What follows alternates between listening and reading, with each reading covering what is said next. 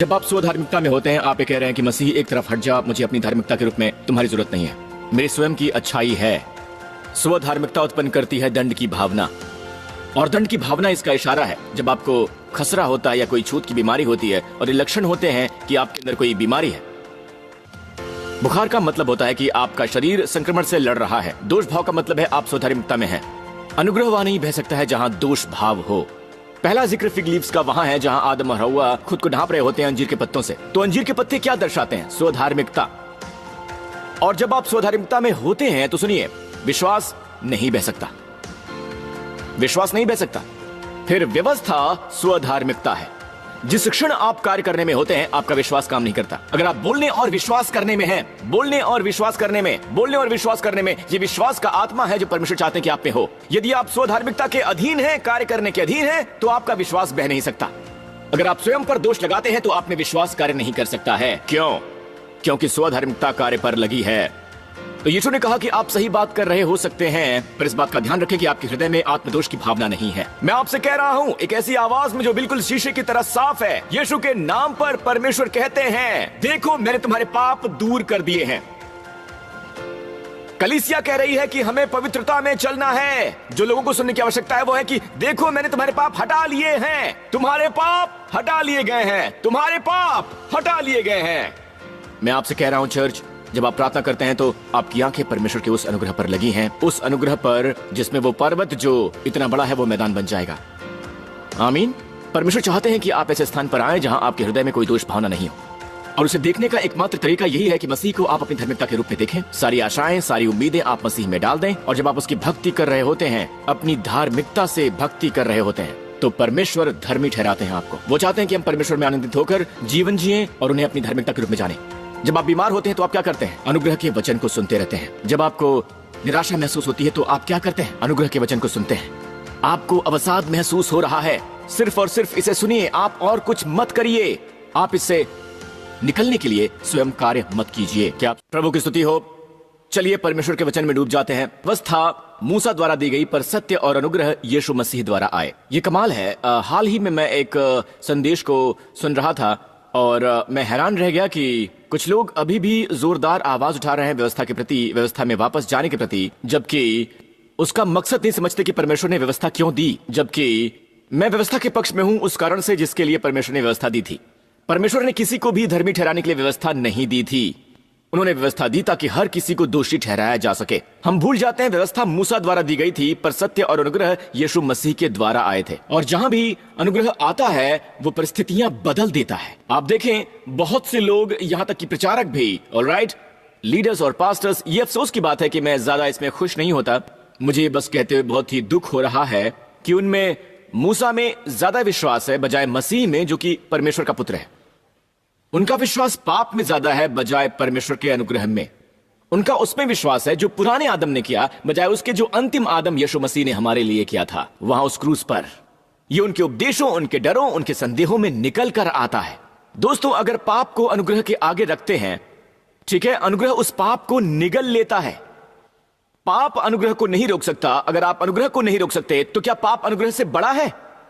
गलातियों 5 में बाइबल हमें बताती है, तुम जो व्यवस्था के द्वारा धर्मी ठहरना चाहते हो, मसीह से अलग और अनुग्रह से गिर गए हो। यह भयानक बात है। हम नहीं चाहते हैं कि मसीह प्रभावहीन हो जाए, ठीक है, उनकी धार्मिकता में। अगर आप बीमार हैं, संघर्ष कर रहे हैं, डॉक्टर ने बुरा प्रोग्नोसिस दिया है, आप चाहेंगे मसीह आपके लिए चंगाई हो। केवल एकमात्र चीज जो परमेश्वर के अनुग्रह को रोक सकती है उनके अनुग्रह में बहने से, वह है स्वधार्मिकता। जिस पल आप स्वधार्मिकता में होते हैं, आप कह रहे हैं कि मसीह एक तरफ हट जा, मुझे धार्मिकता के रूप में तुम्हारी जरूरत नहीं है, मेरी स्वयं की सच्चाई है। क्या आप सुन रहे हैं? वो प्रभावी नहीं हो सकते। तुम जो व्यवस्था के द्वारा धर्मी ठहरना चाहते हो, मसीह से अलग और अनुग्रह से गिर गए हो। तुम गिर गए हो उससे। सिर्फ पापी के लिए मसीह प्रभावीहीन नहीं हो जाता, बल्कि जो व्यवस्था द्वारा धर्मी ठहराया जाता है उसके लिए भी, जो गिर जाता है अनुग्रह से। स्वधार्मिकता उत्पन्न करती है दंड की भावना, और दंड की भावना इसका इशारा है। जब आपको खसरा होता है, कोई छूत की बीमारी होती है, यह सब लक्षण होता है कि आपके अंदर कोई बीमारी है, राइट।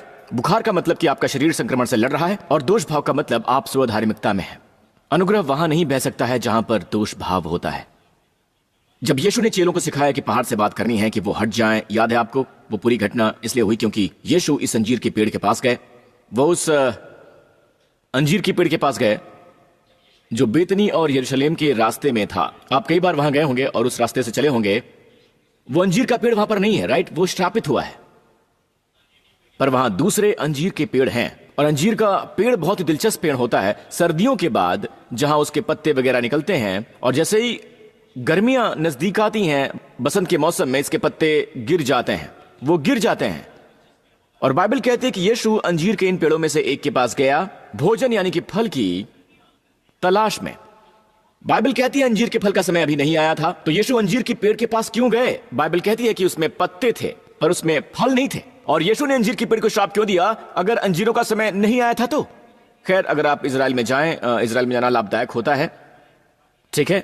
आप ये सीखते हैं कि इजराइल में अंजीर के पेड़ में कुछ होता है जो कहलाता है बिक्कुरा। और ये शब्द बिक्कुर, ये पहला फल है अंजीर, उस अंजीरों के मौसम से कहीं ज्यादा पहले। ऑलराइट, पहले वाला फल अंजीर, और इसका पेड़ इजराइल का प्रतिनिधित्व करता है। यीशु आए क्योंकि इसमें पत्ते थे, तो उन्हें लगा इसमें पहला फल लगा होगा जिस तरह से वो दिखता था, पर यीशु ने इसमें कोई पहला फल नहीं पाया, तो उस पेड़ को श्राप दिया। क्रोधवश नहीं, इसलिए नहीं कि वो अपना आपा खो चुके थे, उन्होंने श्राप दिया ताकि ये एक सबक होता। ऑलराइट, अंजीर के पेड़ के पत्तों में कोई फल नहीं होता, कोई भी नहीं, तो उन्होंने श्राप दिया क्योंकि वो नहीं चाहते थे कि लोग धोखा खाएं। पहला जिक्र फिग लीव्स का वहां है जहां आदम और हव्वा खुद को ढांक रहे होते हैं अंजीर के पत्तों से। अंजीर के पत्ते क्या होते हैं? स्वधार्मिकता। और जब आप स्वधार्मिकता में होते हैं, सुनिए, तो विश्वास नहीं बह सकता, विश्वास नहीं बह सकता, क्योंकि व्यवस्था स्वधार्मिकता है। और इसलिए गलातियों में यहां पर लिखा है, पर व्यवस्था का विश्वास से कुछ संबंध नहीं, उसका विश्वास से संबंध नहीं है। सुनिए, ये कार्यरत होती है, पर जो उनको मानेगा वो उनके कारण जीवित रहेगा। तो जब आप कार्य करने में होते हैं, आपका विश्वास काम नहीं कर सकता। अगर आप बोलने और विश्वास करने में लगे हैं, बोलने और विश्वास करने में, ये वो विश्वास का आत्मा है जो परमेश्वर चाहते हैं कि आप में हो। क्या आप सुन रहे हैं दोस्तों? अगर आप स्वधार्मिकता के अधीन हैं, कार्य करने के अधीन, तो आपका विश्वास बह नहीं सकता है। आमीन। तो यीशु ने सिखाया कि कैसे हमें विश्वास करना है और बोलना है, विश्वास करना है और बोलना है। चलिए वापस चलते हैं मरकुस 11 पर। पतरस को बात स्मरण आई, उसने कहा कि हे रब्बी, देख, अगले दिन ये अंजीर का पेड़ जिसे तूने श्राप दिया था वो सूख गया है। यीशु ने उसे उत्तर दिया कि परमेश्वर पर विश्वास रखो। मैं तुमसे सच कहता हूं कि जो कोई इस पहाड़ से कहे कि तू उखड़ जा और समुद्र में जा पड़ और अपने मन में संदेह ना करे, वरन प्रतीति करे कि जो कहता हूं वो हो जाएगा, तो उसके लिए वही होगा। ये शब्द संदेह असल में ग्रीक में है डियाक्रीनो। जी हाँ, ध्यान दीजिए, डियाक्रीनो। और ये बहुत ही ज्यादा दिलचस्प शब्द है। इसका असल में मतलब है फर्क लाना। यीशु कह रहे हैं कि जब मैंने अंजीर के पेड़ से बात की, इसी तरह मैंने अंजीर के पेड़ से कहा तुम भी पर्वत से बात कर सकते हो और वो तुम्हारी आज्ञा मानेगा। और उससे कहीं ज्यादा, चलिए डियाक्रीनो के अर्थ की गहराई पर चलते हैं। ये शब्द डिया, अब जब भी ग्रीक में से पाएं, इसका मतलब है इस माध्यम के जरिए, डिया के जरिए। डिया क्रीनो शब्द है न्याय करने के लिए, न्याय करना, दंडित करना। तो हम इन्हें जब इकट्ठा करते हैं तो मूल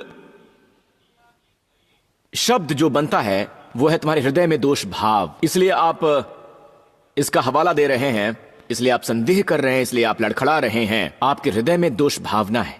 डियाक्रीनो का मतलब है दोष के माध्यम से। अब मैं दिखाऊंगा शास्त्र वचन में कहीं जहां ये इन सब को इकट्ठा लाता है। ओके, रोमियो 14 जरा जल्दी दिखाऊंगा। तेरा जो विश्वास हो उसे परमेश्वर के सामने अपने ही मन में रख। अब ये देखें, धन्य है वो, यहां भोजन का हवाला दिया जा रहा है। दाख मधु पीना या मांस वगैरह नहीं है। तो पौलुस अंत में कहता है, क्या तुम्हें विश्वास है? धन्य है वो जो उस बात में जिसे वो ठीक समझता है अपने आप को दोषी नहीं ठहराता। दोषी, ये शब्द है क्रीनो।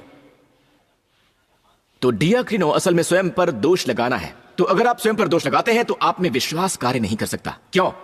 क्योंकि स्वधार्मिकता कार्य पर लगी हुई है। तो यीशु ने कहा, आप सही बात कर रहे हो सकते हैं, पर इस बात का ध्यान रखें कि आपके हृदय में आत्मदोष की भावना नहीं है। धन्य है वो जो इसे ठीक नहीं समझता, स्वयं क्रीनो नहीं करता, पर वो जो संदेह करता है उसकी विपरीत।